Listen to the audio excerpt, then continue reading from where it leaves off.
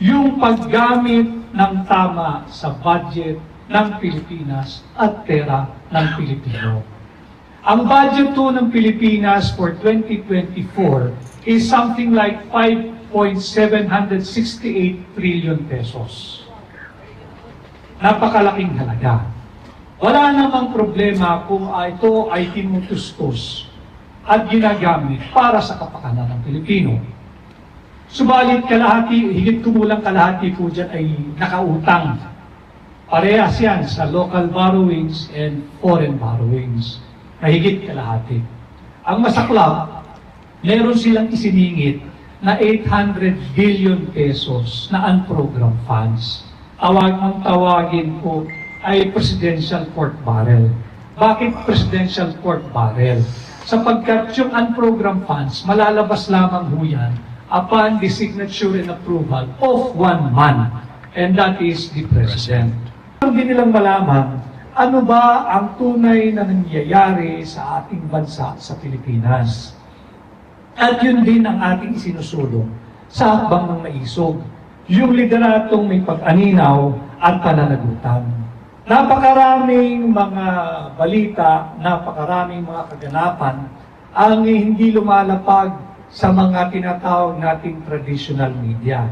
Pero hindi tayo nababahala doon, kaya lang kapansin-pansin. Bakit tayo hindi nababahala doon?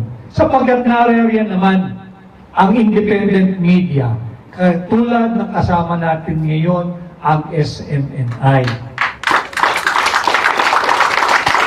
Napilit, sinisikil, pilit, isinasara, subalit, pilit, at patuloy na tinatangkilik ng mga Pilipino. Kaya naman hanggang ngayon ay naririyan sila at nagsisilbi at naglilingkod. Ang daming hindi lumalabas na balita, subalit tayo ay hindi nababahala sapagkat we are now in the digital age. At ang new media ngayon ay ang social media.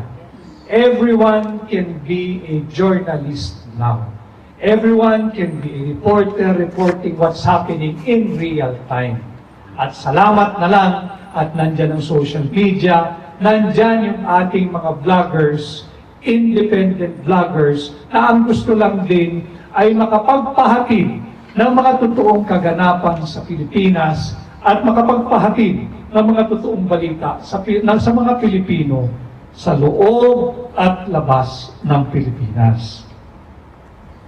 Kulang na kulang at salat ang ating pamahalaan ngayon pagdating doon sa liderato o pamunuang may aninaw o yung transparency. I have discussed this also last night. Napakaraming issue. Pag-usapan lang ho muna natin kasi lahat tayo dito ay apektado. Yung paggamit ng tama sa budget ng Pilipinas at pera ng Pilipino. Ang budget po ng Pilipinas for 2024 is something like 5.768 trillion pesos. Napakalaking halaga. Wala namang problema kung ito ay tinutustos at ginagamit para sa kapakanan ng Pilipino.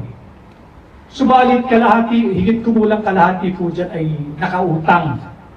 Parehas yan sa local borrowings and foreign borrowings. Mahigit kalahati. Ang masaklap, meron silang isiningit na 800 billion pesos na unprogrammed funds. Ang tawagin po ay Presidential Pork Barrel. Bakit Presidential Pork Barrel? Sapagkat yung unprogrammed funds, malalabas lamang ho yan upon the signature and approval of one man, and that is the President. Bawal na uya, matagal na pong ipinagbawal ng ating Korte Suprema. Kung matatandaan nyo, yung PDAP, yung DAP, yung Disbursement Acceleration Fund, at sinabi nga dyan, hindi na pwedeng nakalump sum yung amount. Kailangan dyan specifically allocated or earmarked for a project that has been deliberated in both houses of Congress. Because lahat naman, alam naman natin, na ang budgeting process ay nagmumula sa House of Representatives. At doon may binabalangkas, may mga committee hearings, bago tutungo sa Senado, babalangkasin din uli, at supposedly tapos na. Kaya lang, there is this third branch of, seemingly third branch of in our legislative body. Ito yung bicameral committee. Dito nag-uusap yung mga kinatawan ng mababang kapulungan at ng Senado kung paano imbis na ma-correct ng tama yung budget, diyan na nagkakaroon ng congressional insertion. At yan hanggang nasa ngayon ay walang paliwanag ang pamahalaan sa sambayan ng Pilipino. Yan ang sinasabi natin, may talagang salat sa transparency o liderato, may pag-aninaw ang kasalukuyang pamahalaan. Bakit hindi ninyo ipaliwanag sa sambayan ng Pilipino saan mapupunta yung 800 billion na program funds? At bago man yan, bakit hindi ninyo ipaliwanag sa Pilipino paano nagkaroon ng 800 billion ang program funds?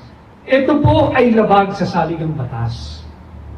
Sapagkat malinaw na nakasaad sa saligang batas, Kongreso lamang ang magpapasa, ang House at ang Senado. Wala pong third mechanism or third house, which is the Bicameral Conference Committee. Bawal po yun. Kung sakasakali, ang Bicameral Conference Committee, ang gagawin lang nila, hahanapin, bakit biglang nagkaroon ito? Wala kaming pinag-usapang ganyan sa mababang kapulungan or sa Senado or vice versa. Pero dito hindi. At hindi maaaring palakihin ang recommended budget ng Pangulo. Kung sabihin ng Pangulo, ang budget lamang ay 5 trillion below ang maaaring aprubahan. It cannot go higher than what is recommended and certified by the President of the Republic.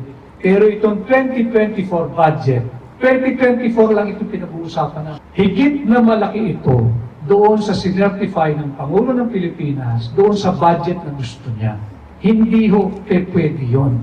That is why, ang isa sa core advocacy ng hakbang ng maisog is for us, for you and I, and all Filipinos to help protect and defend our Constitution and to keep on reminding our government functionary to uphold the Constitution, protect, respect, and defend the Constitution.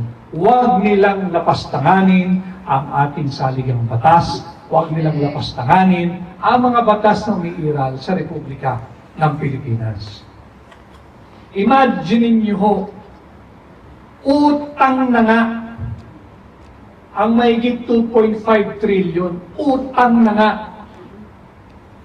Siningitan niyo pa ng 800 billion ang program funds. Ni hindi alam saan gagastusin ito, paano gagastusin ito, sino ang may malinaw na pananagutan pagka ito ay linustay lamang ang personal na interes ng kung sino mang mabibiyayaan doon sa 800 billion.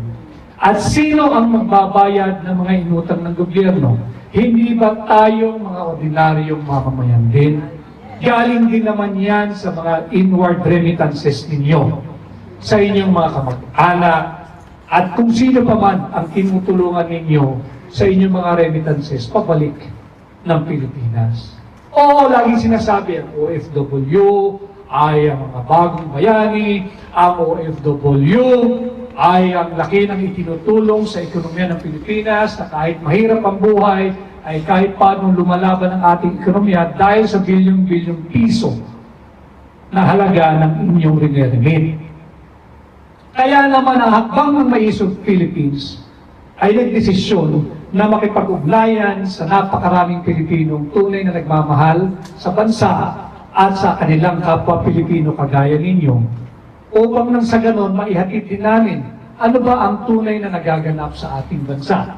Dahil sinisikil din ang aming kalayaan doon na malayang makapagpahayag at payapang magtipon-tipon upang tawagan ng pansin ang mga pagmamalabis na naglilingkod sa pamahalaan, pati yung pagmamalabis ng kasalukuyang pamahalaan.